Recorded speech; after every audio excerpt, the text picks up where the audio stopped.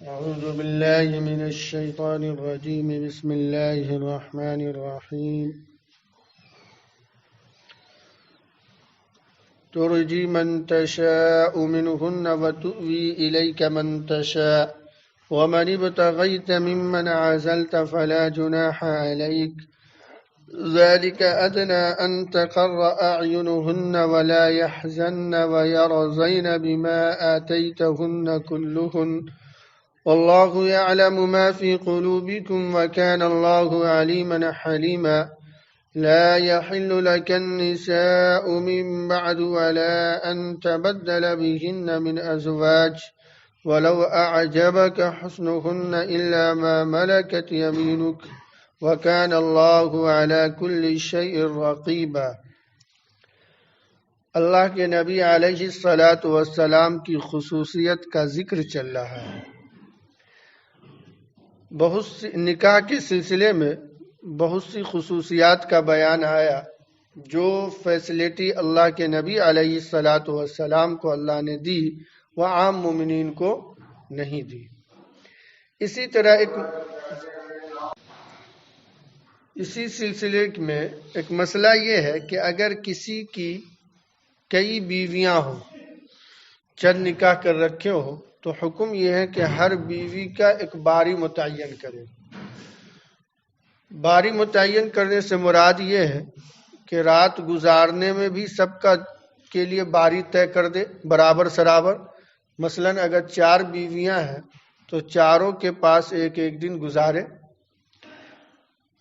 ایک حق یہ ہے.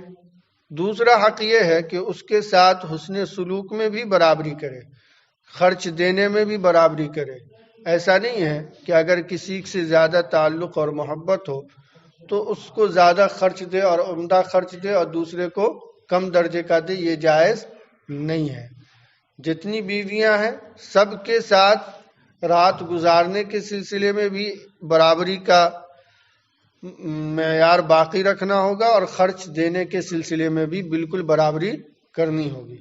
ہاں البتہ دل میں اگر کسی ایک کی طرف میلان زیادہ ہے تو اس پر اختیار انسان کا نہیں ہے، اس لیے اس پر پکڑ نہیں ہوگی. جیسا کہ اللہ کے نبی علیہ الصلاۃ والسلام نے خود ارشاد فرمایا کہ ہم نے تو اے اللہ ازواج مطہرات میں باری طے کر دی ہیں اور سب کے حقوق ادا کرتا ہوں، لیکن دل اگر میرا کسی ایک کی طرف مائل ہے تو میں مثلا حضرت عائشہ صدیقہ کی طرف آپ کا دل زیادہ میلان رکھتا تھا. تو اگر دل مائل ہو تو اس میں کوئی حرج نہیں ہے. لیکن اللہ کے نبی علیہ الصلاۃ والسلام کو اللہ تعالیٰ نے یہ خصوصیت عطا فرمائی کہ آپ کو اختیار دے دیا کہ آپ کو باری طے کرنے کی ضرورت نہیں ہے. یعنی آپ کی جتنی بھی ازواج مطہرات تھیں اللہ تعالیٰ نے آپ کو یہ اجازت دی کہ آپ جس کو چاہیں اپنے سے قریب کریں اور جس کو چاہیں دور کریں. آپ کو باری طے کرنے کی ضرورت نہیں ہے. آپ پر واجب اور ضروری نہیں ہے کہ ہر بیوی کے لیے باری طے کر دیں اور ہر ایک کے لیے برابر خرچے کا انتظام کریں. یہ آپ کے لیے ضروری نہیں ہے. یہ عام مسلمانوں کے لیے تو ضروری ہے لیکن آپ کو اس کا اختیار ہے. آپ چاہیں تو کر سکتے ہیں اور چاہیں تو نہیں کر سکتے ہیں. چنانچہ اللہ کے نبی علیہ الصلاۃ والسلام نے اختیار کے باوجود آپ نے سب کی باری طے کر رکھی تھی اور ہر دن ایک ایک کے یہاں رات گزارا کرتے تھے اور خرچے میں سب کے یہاں برابری کا اہتمام فرماتے تھے.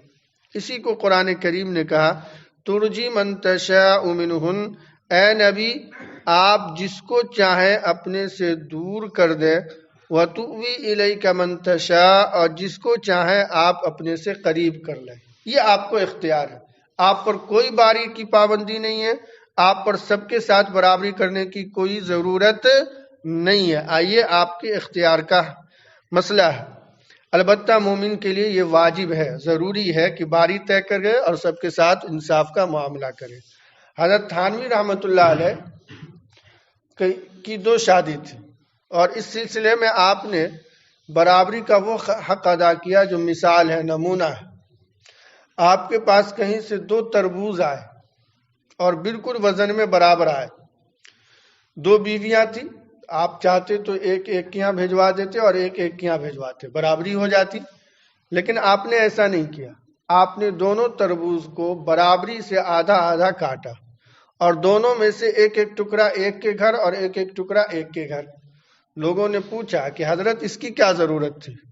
ظاہر ہے دونوں وزن میں جب سیم تھا، برابر تھا، ایک ایک کے یہاں بھیج دیتے اور ایک دوسری کے یہاں انصاف ہو جاتا، برابری ہو جاتی. آپ نے فرمایا نہیں.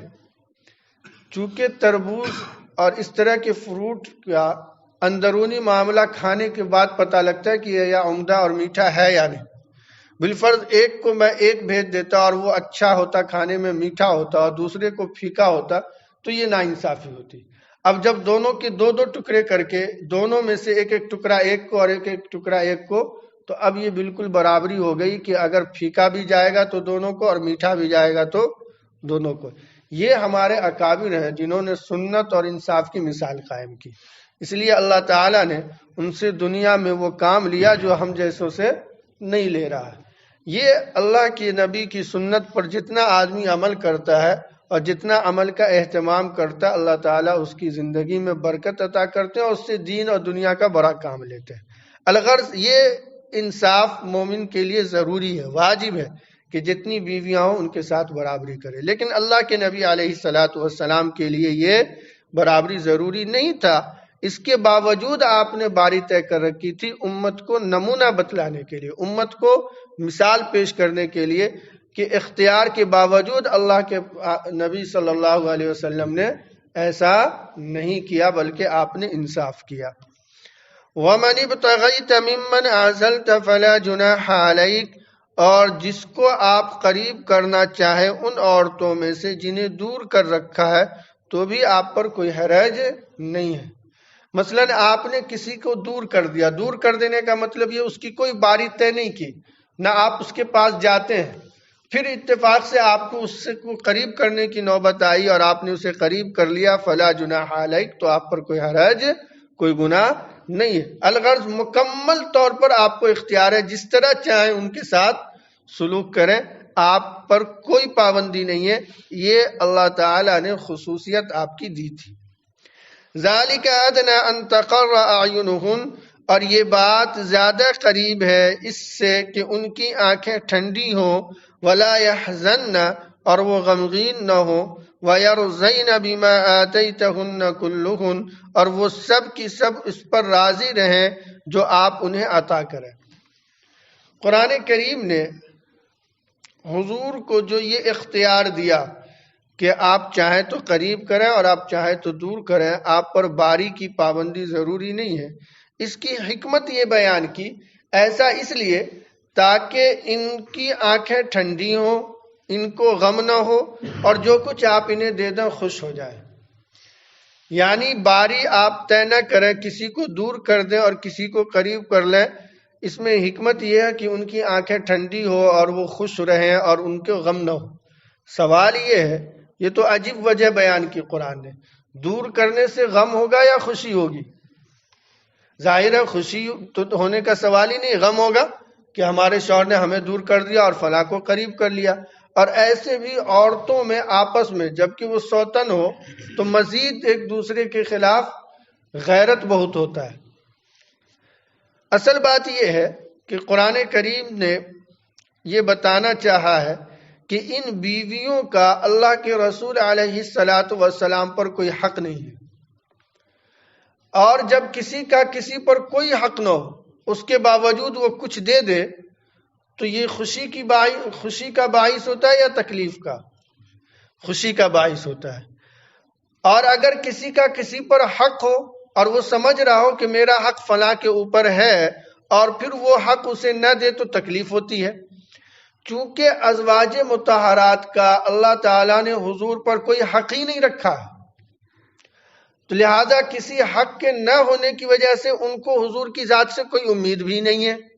لیکن اس کے باوجود اگر حضور کچھ دے دیں یا اللہ کے نبی کچھ رعایت کرے تو یہ ان کے لیے باعث خوشی ہوگی کہ ہمارا کوئی حق اللہ کے نبی کی ذات پر نہیں ہے، اس کے باوجود اللہ کے نبی ہمارے ساتھ یہ رعایت کر رہے ہیں.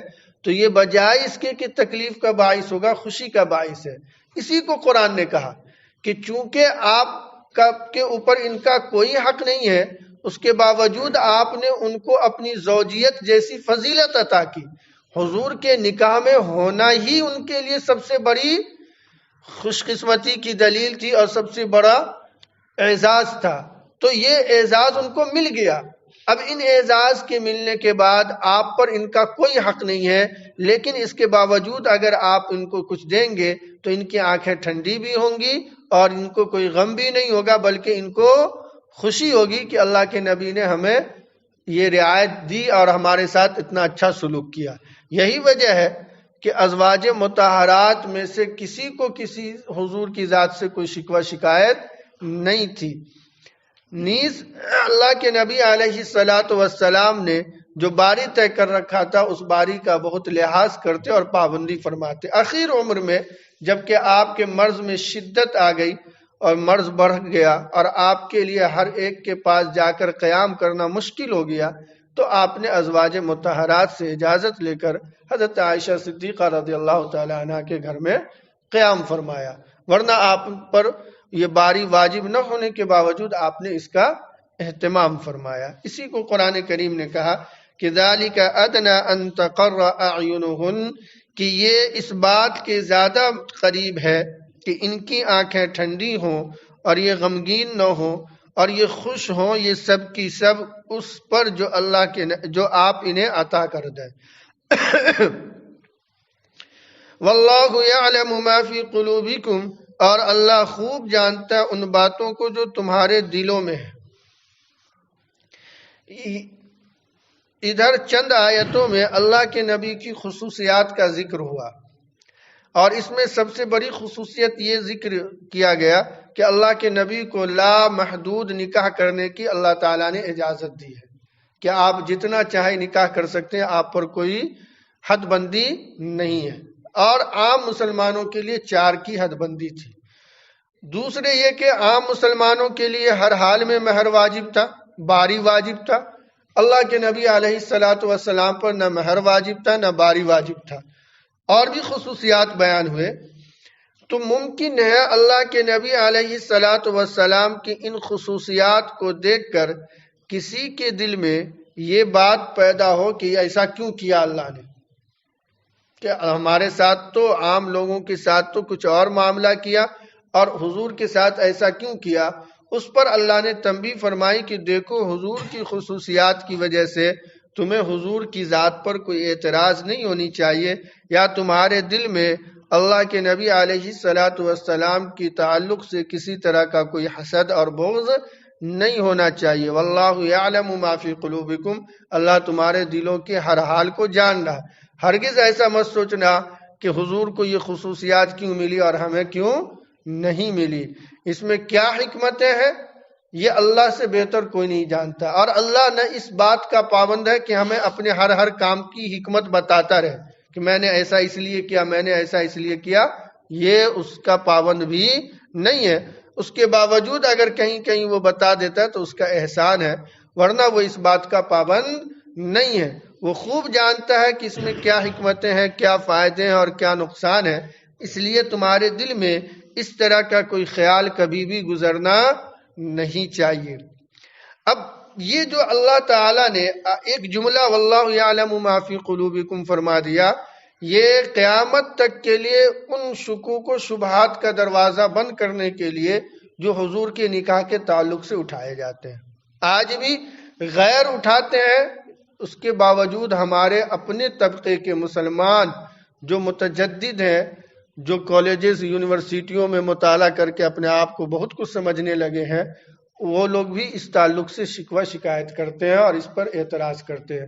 اب ذرا ان کے ایمان کا کیا حال ہوگا اگر وہ لاکھ دعویٰ کریں کہ ہم مومن ہیں اور ان کے دل میں حضور کے نکاح کے تعلق سے اور حضور کی خصوصیات کے تعلق سے دل میں میلان پیدا ہو جائے تو کیا وہ مومن رہیں گے؟ بظاہر تو قرآن کے صاف کہہ دیا کہ واللہ یعلم ما فی قلوبکم، کہ تمہارے دل میں حضور کے تعلق سے کسی طرح کی کوئی بات ہوئی، اللہ اسے جانتا ہے۔ اور یاد رکھو، جاننے کا مطلب یہ ایک طرح سے دھمکی ہے کہ تم اپنے ایمان کی خیر مناؤ. اس لیے ہمیں کبھی بھی ان پوائنٹ پر سوچنے کی ضرورت ہی نہیں ہے. کیوں نکاح کیا، کہا اتنی نکاحیں کی، اور کیا ضرورت ہے، ہمیں کیا ملنا ہے. سوال یہ ہے کہ بالفرض ہم یہ اس کی حکمت جان لیں کہ حضور نے 11 نکاح کیوں کی، تو ہمیں کیا مل جائے گا، اور اگر نہ جانے تو کیا مل جائے گا اور کیا نقصان ہو جائے گا. کچھ نہیں. ہاں، ایک علمی طور پر جاننا الگ چیز ہے کہ ہمارے علم میں اضافہ ہو، اور یہ الگ مسئلہ ہے. اس لیے جاننا کہ ہمارے دل میں شکوک ہے، یہ تو ہمارے ایمان کے لیے خطرے کا باعث ہے. اس لیے ہمیں اس پر زیادہ توجہ دینے کی ضرورت نہیں ہے. اللہ تعالیٰ نے اللہ کے نبی کو بنایا ہی ایسا تھا کہ آپ کی مثال کون بن سکتا ہے. اللہ کے بعد فارسی کے شاعر نے کہہ دیا، قصہ مختصر بات خدا تو بزرگ، کہ اللہ کے بعد سب سے بڑی شخصیت تو ہے، یہی اصل قصہ مختصر ہے. اب آپ جیسا کوئی نہیں ہے، تو ہمیں ان کو اپنی ذات سے کمپیئر کرنا، یہ تو سورج کو چراغ دکھانے کی بھی مانند نہیں ہے. اس لیے اس پوائنٹ پہ ہمیں نہیں سوچنا چاہیے. اللہ نے صاف لفظوں میں کہہ دیا کہ واللہ یعلم ما فی قلوبکم، کہ اللہ خوب جانتا ہے ان باتوں کو جو تمہارے دلوں میں ہے، لہذا حضور کے تعلق سے کوئی شک میں مت پڑنا. وَكَانَ اللَّهُ عَلِيمًا حَلِيمًا، اور اللہ تعالیٰ خوب جانتا بھی ہے اور بردبار بھی ہے. اللہ تعالیٰ نے فرمایا کہ بالفرض اگر کوئی حضور پر اعتراض کرتا ہے اور اللہ اسے جانتا ہے لیکن اس کے باوجود دنیا میں سزا نہیں دیتا، تو اس کا مطلب یہ نہیں ہے کہ اللہ تعالیٰ اس سے خوش ہے، بلکہ حلیمہ، اللہ بردبار ہے، اپنے آپ پر کنٹرول رکھتا ہے، غصے کو قابو رکھتا ہے، اور اس کی رحمت اس کے غضب پر غالب رہتی ہے. اس لیے اسے دنیا میں سزا نہیں دے رہا، لیکن اس کا یہ مطلب نہیں ہے کہ اس کو چھوڑ دیا. اللہ تعالیٰ آخرت میں ضرور اسے سزا دے گا.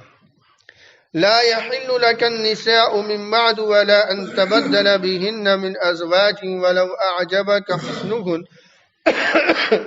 إلا ما ملكت يمينك. اے نبی، آپ کے لیے اس کے بعد مزید عورتیں حلال نہیں ہیں، اور نہ یہ کہ آپ ان کو بدل دیں دوسری بیویوں سے، اگرچہ اس کی خوبصورتی آپ کو بھلی معلوم ہو، مگر وہ عورتیں جس کا مالک آپ کے ہاتھ ہوں. ان کے علاوہ آپ کے لیے کوئی عورت حلال نہیں ہے. ان کے علاوہ سے کیا مراد ہے؟ آیا جتنی نکاح میں ہیں اس کے علاوہ مزید نکاح کے لیے آپ کے لیے حلال نہیں ہے، یہ مراد ہے؟ ایسا نہیں ہے، بلکہ مراد یہ ہے کہ پیچھے جو ایک شرط لگایا تھا رشتہ دار کی بیٹیوں کے سلسلے میں، رشتہ دار کی عورتوں کے سلسلے میں، کہ اگر کھلیری، پھپھیری یا ممیری یا چچیری بہن سے آپ کو نکاح کرنا ہے تو ان کے لیے شرط یہ ہے کہ وہ مکہ سے مدینہ ہجرت کی ہو، تب آپ نکاح کر سکتے ہیں، ورنہ ایسی عورت سے آپ کو نکاح نہیں کرنی ہے جو ہجرت کر کے مدینہ نہ آئی ہوں. اس کے بارے میں بتایا کہ اس کے علاوہ، یعنی جنہوں نے ہجرت نہیں کی، ان کے علاوہ آپ کو ان سے نکاح کرنے کی ضرورت نہیں ہے. ایسی رشتہ دار کی عورتوں سے، لڑکیوں سے جنہوں نے ہجرت کر کے مدینہ نہ آئی ہوں، آپ کو نکاح کرنے کی اجازت نہیں ہے. اور نہ یہ اجازت ہے کہ ان کے علاوہ آپ کسی اور کو بدل دیں. دیکھیے، حضور کے لیے یہ بھی اجازت نہیں تھی کہ وہ اہل کتاب کی عورتوں سے نکاح کریں، جبکہ مسلمان کے لیے یہ حکم نہیں ہے، مسلمان کر سکتے ہیں. دوسرے حضور نے یہ فرمایا، اللہ تعالیٰ نے یہ فرمایا کہ ان کے کو بدل کر یا ان کو طلاق دے کر ان کی جگہ پر دوسرے کو نکاح میں لانا، اس کی بھی اجازت نہیں ہے. ایک یہ ہے کہ آپ ایسے ہی نکاح کر لیں، جتنا چاہے کر لیں، آپ کو اجازت ہے، لیکن ان کو بدل کر، ان کو طلاق دے کر ان کی جگہ پر دوسرے کو لانے کی اجازت بھی نہیں ہے. اگرچہ آپ کو دیگر عورتوں کا حسن اس سے اچھا معلوم ہو، لیکن اس کے باوجود آپ ان کو طلاق دے کر نکاح سے الگ کر کے دوسری کو لائیں، یہ آپ کے لیے کوئی اجازت نہیں. اور یہ اجازت کیوں نہیں ہے؟ یہ اس لیے نہیں ہے کہ عام دنیا کی عورتوں کا یہ حکم ہے کہ اگر شوہر طلاق دے دے تو طلاق دینے کے بعد دوسری جگہ نکاح کر سکتی ہے عدت کے بعد. لیکن چونکہ ازواج مطہرات کے لیے یہ دنیا میں جائز نہیں تھا تو اگر طلاق دے دیا جاتا تو ایک تو یہ ہوتا کہ دنیا میں کہیں نکاح بھی نہیں کر سکتی تھی، اور دوسرے یہ کہ حضور کے زوجیت سے نکلنے کا صدمہ ان کو پہنچتا جو آپ کے لیے مناسب نہیں تھا۔ دوسری حکمت یہ تھی کہ حدیث میں ہے کہ بیویاں عورتیں جو ہوتی ہیں وہ کل جنت میں اس شوہر کے ساتھ ہوگی جن کے نکاح میں اخیر میں رہی ہیں۔ مثلا ایک عورت کا کئی مردوں سے نکاح ہوا، ایک جگہ طلاق ہو گئی یا شوہر کا انتقال ہو گیا، پھر دوسری جگہ نکاح ہوا، تو جو شوہر کے نکاح میں وہ اخیر عمر میں رہی ہے جنت میں اس کے ساتھ رہے گی۔ اب اگر حضور کی ازواج مطہرات کو حضور طلاق دے دیتے اور وہ کہیں نکاح کر لیتی تو کیا ہوتا؟ ظاہر ہے حضور کے ساتھ جنت میں نہیں رہتی۔ تیسرے یہ کہ ازواج مطہرات امہات المؤمنین ہیں، یعنی مومنین کی روحانی مائیں ہیں، اور روحانی ماؤں کا نکاح کہیں اور ہونا جائز نہیں ہے۔ پھر انہیں طلاق دے کر حضور نکاح سے الگ کر دیتے تو یہ ان کے لیے بڑے صدمے کی بات ہوتی، اس لیے اللہ تعالیٰ نے حضور کو اس کی اجازت نہیں دی۔ نکاح جتنا چاہے کر لیں، لیکن ان کو بدل کر ان کو طلاق دے کر نکاح کرنے کی اجازت نہیں تھی۔ ہاں الا ما ملکت یمینک، البتہ جو کوئی آپ کی باندی ہے تو آپ اس میں رد و بدل کر سکتے ہیں باندی سے۔ وَكَانَ اللَّهُ عَلَى كُلِّ شَيْءٍ رَقِيبًا، اور اللہ تعالیٰ ہر چیز پر نگراں ہے، یعنی اللہ تعالیٰ آپ کے ہر عمل کو بھی دیکھ رہا ہے اور بقیہ دنیا کے لوگوں کے عمل کو بھی دیکھ رہا ہے، اور آپ کو جو یہ اجازت دی، یہ خصوصیت دی، اس میں بڑی ساری حکمتیں ہیں جس کو جو اللہ جانتا ہے بندے نہیں جانتے۔ اس لیے ان معاملات میں اللہ کے نبی علیہ الصلاۃ والسلام کی خصوصیت کا ہمارے دل میں کوئی اس پر اعتراض یا شک و شبہ کی اجازت نہیں ہے، گنجائش نہیں ہے۔ اللہ تعالی ہمیں صحیح ایمان کی توفیق مرحمت فرمائے اور موت تک ہمارے ایمان کو سلامت رکھے۔ سبحان اللہ و بحمدہ، سبحانک اللہم و بحمدک، ونشہد ان لا الہ الا انت، ونستغفرک ونتوب الیک۔ سبحان ربک رب العزۃ عما یصفون، وسلام علی المرسلین، والحمد للہ رب العالمین۔